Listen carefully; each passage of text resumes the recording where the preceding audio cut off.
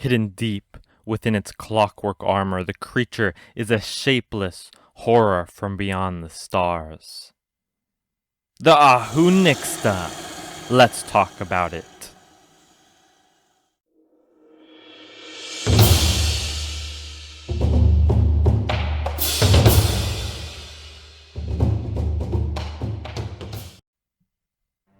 The Ahu-Nixta is a being that prides itself in wearing a clockwork encasement. Clockwork mythology is found all over the world, most notably in Greek, but it is also found in Chinese, Jewish, and Islamic mythologies. In Greek mythology, there are many known recounts of clockwork mixing its way into the greater mythos. The first known recount of such a device was the Antikythera mechanism, which was a 1st century analog computer used for calculating astronomical positions and eclipses. It was discovered in a shipwreck off the coast of Greece, and the device itself even influenced mythology and was seen as the foundation for clockwork in the Greek world. Automatons in mythology were even created from these basic clockwork mechanisms. For example, Hephaestus created an automata for his workshop. Talos was a man made of bronze, and Daedalus used quicksilver to install a voice into his moving statues.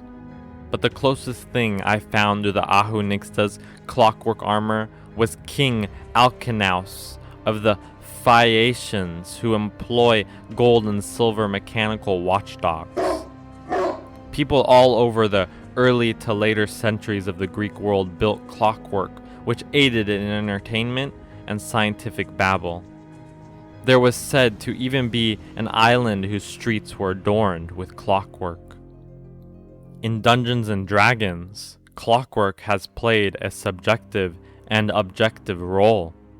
The Warforged of Eberron, for example, could be considered sentient automatas.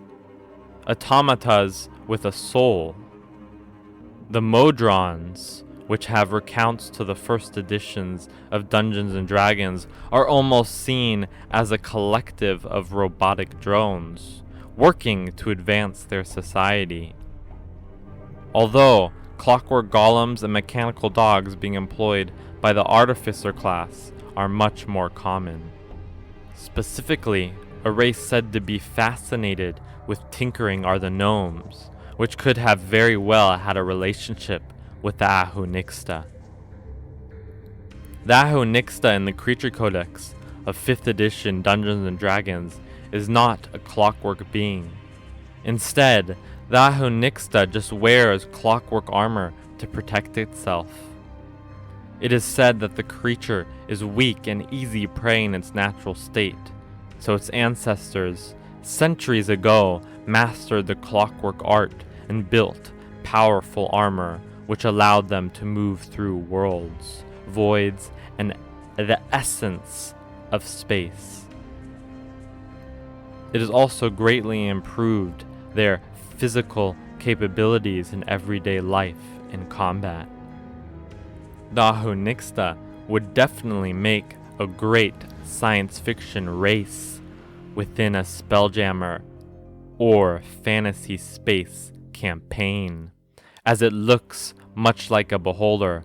Possibly it could be at war with them, or worse, allies.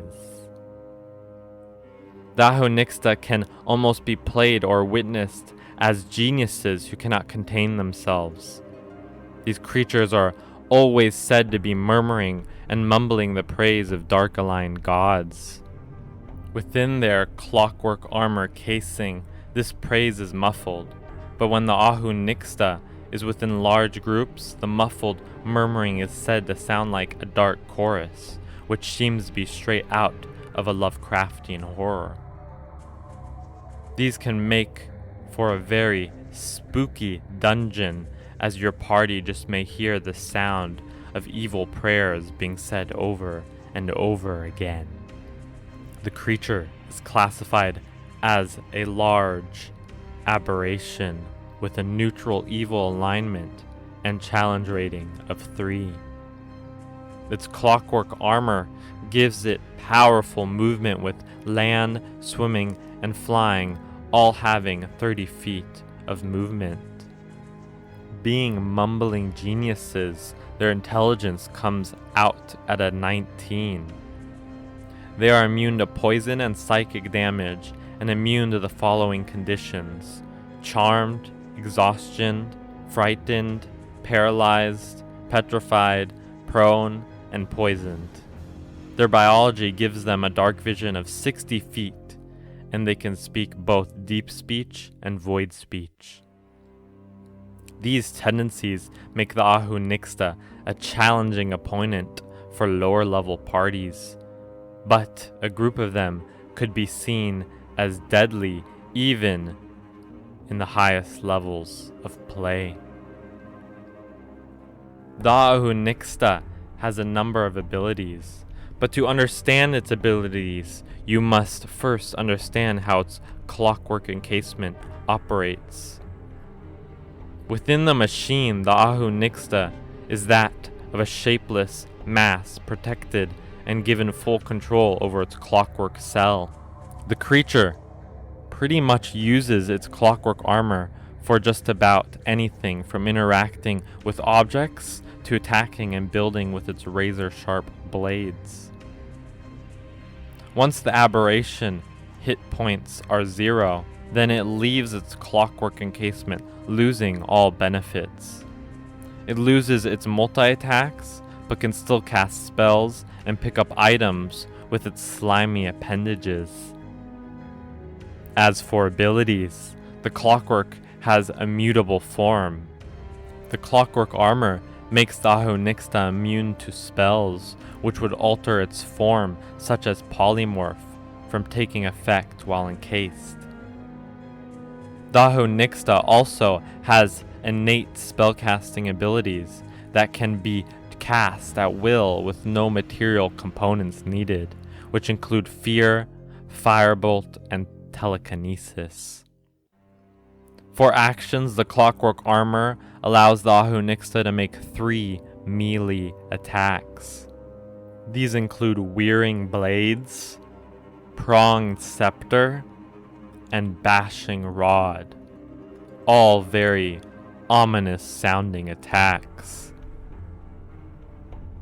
It wouldn't surprise me if the Ahu-Nixta was some evil torturer employed by a humanoid military or a crazy scientist obsessed with creating life.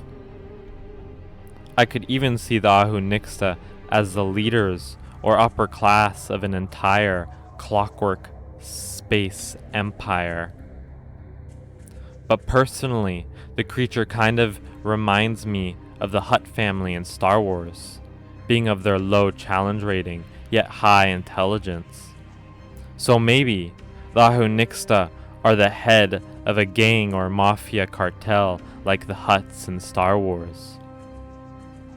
The possibilities for this creature are endless, and I'm looking forward to hearing everyone's thoughts in the comment section down below. Have any of you encountered this creature before? Does its clockwork appendages remind you of that weird guy in Spider-Man? Anyways, my fellow warriors, that is the Ahu-Nixta.